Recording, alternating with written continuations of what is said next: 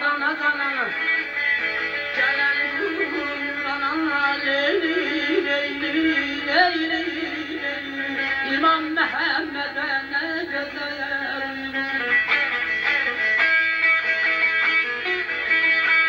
Çıktım seyreyledim dumanlı dağa.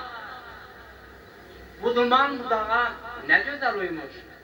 Sadr-i Hak'tan gelen Kur'an'a, İmam Mehmet'e ne güzel uymuş.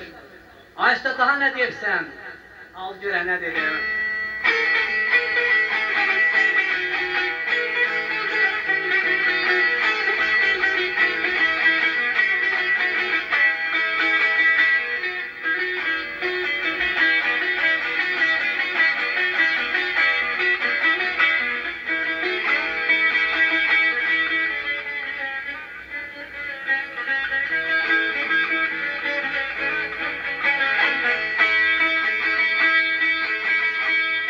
Bir günde sünnette balam balam balam balam balam yeterler dillerde.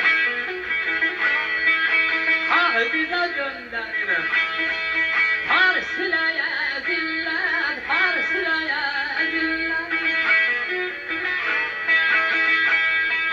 Cabıra cehennem, İslam'a cennet, İslam'a cennet.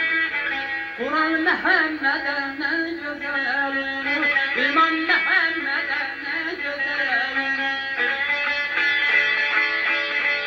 Abire cabıran cehennem, İslam'a cennet, leyli leyli leyli leyli.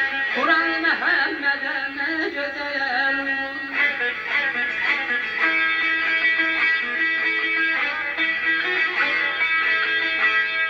Bir günde sünəhdən ederler zillet.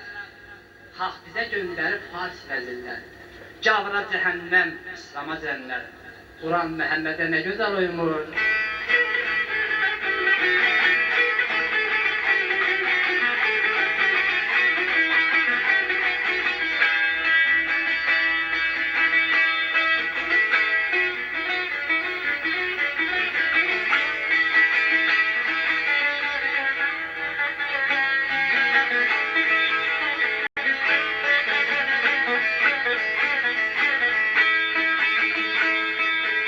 Sulmanın dilleri balam balam balam balam incindisinler.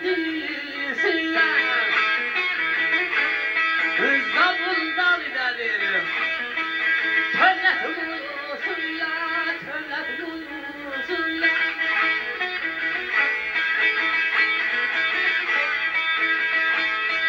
Mehmet Durlu'ya Meryem çiğsiyle, Meryem çiğsiyle.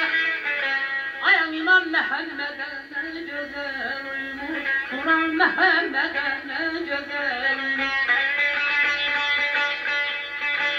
Mehmet Durlu'ya Meryem çiğsiyle, leyli leyli leyli leyli. Kur'an Mehmet'e ne güzelmiş, gel kadın